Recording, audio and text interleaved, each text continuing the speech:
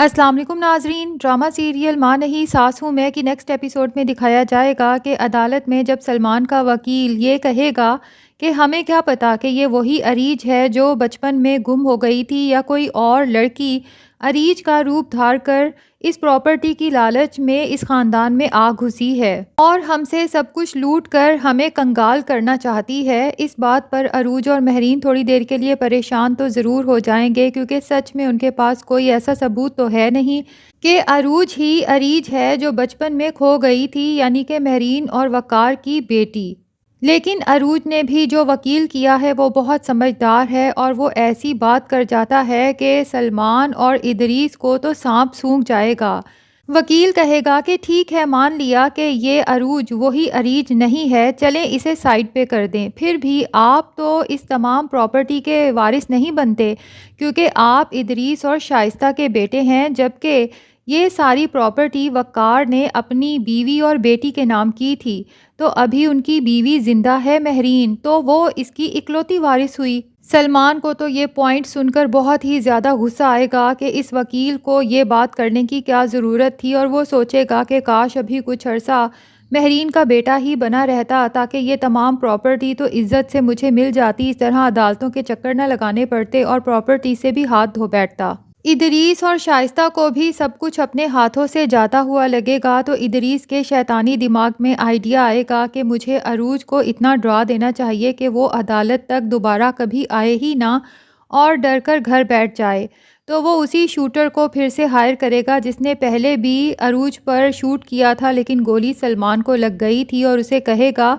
کہ تم نے صرف ان کو ڈرانا ہے، کچھ مزید مسئلہ نہ کرنا کیونکہ پہلے ہی ہمارا کیس چل رہا ہے۔ کیونکہ اگر وہ شوٹر عروج کو اور مہرین کو مار دیتا ہے پھر تو سیدھا شک سلمان اور ادریس پر جائے گا اور انہیں جیل کی چکی پیسنا پڑے گی۔ شوٹر ادریس کی بات سمجھ جائے گا اور عروج کے رکشے کا پیچھا کرے گا اور تیز بائک چلا کر کبھی اس کے سامنے آنے کی کوشش کرے گا، ڈرائے گا، دھمکائے گا۔ عروج سچ میں خوف زدہ ہو جائے گی اور رکشے والے سے کہے گی کہ پلیز جلدی رکشہ چلائیں، تیز چلائیں، مجھے لگتا ہے کہ یہ لوگ ہمارا پیچھا کر رہے ہیں۔ اور گھر جا کر سلمان کو کال کر دے گی کہ مجھے پتا ہے آج میرے پیچھے جو آدمی لگایا تھا وہ تم لوگوں کا ہی کام ہے، یہ چیپ ہتھ کنڈے چھوڑ دو، اس سے تمہیں کچھ بھی حاصل ہونے والا نہیں ہے۔ اس ساری پراپرٹی اور جائیداد کی اکلوتی وارث میں ہوں۔ سلمان کہے گا کہ تمہارا یہ خواب بھی جلد ہی چکنا چور کر دوں گا۔ اس پر عروج کہے گی کہ یہ تو حقیقت ہے، خواب تو دراصل تم دیکھ رہے ہو، شاید تم بھول چکے ہو کہ میرے فادر نے مرتے ہوئے یہ تمام پراپرٹی اور بزنس میرے نام کیا تھا۔ تو سلمان کہے گا کہ تمہارے باپ کے ساتھ ہی یہ حقیقت میں زمین میں دفن کر دوں گا۔ تو عروج ہنستے ہوئے کہے گی کہ بہت خوب، اس حقیقت کو جانتے تو بہت اچھے طرح سے ہو لیکن مانتے نہیں ہو۔ اب سلمان غصے سے عروج کا فون تو بند کر دے گا لیکن کمرے میں بیٹھ کر پیچو تاب کھاتا رہے گا، تو شائستہ دیکھے گی سلمان غصے میں ہے تو پوچھ ہی لے گی کہ کیا ہوا۔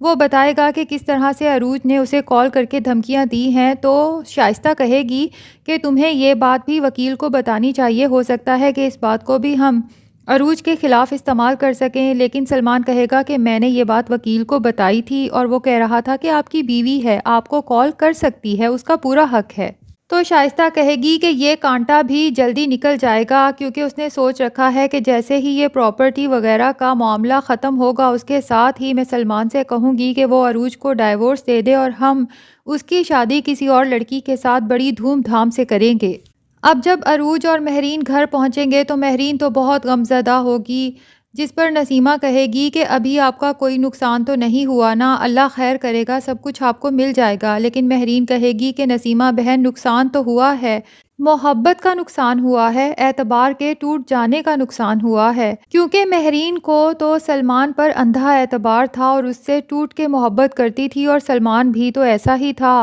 اپنی ماں کا چہرہ دیکھے بغیر تو کبھی اس نے دن کا آغاز ہی نہیں کیا تھا، اور اب وہی سلمان ہے جو ماں کو نفرت کی نگاہ سے دیکھتا ہے یا پھر نگاہیں ہی پھیر لیتا ہے۔ دوسری طرف شائستہ سوچتی ہے کہ مجھے وہ تمام ڈاکومنٹس ہی جلا دینے چاہیے جس میں وقار نے سب کچھ مہرین اور اریج کے نام کیا تھا،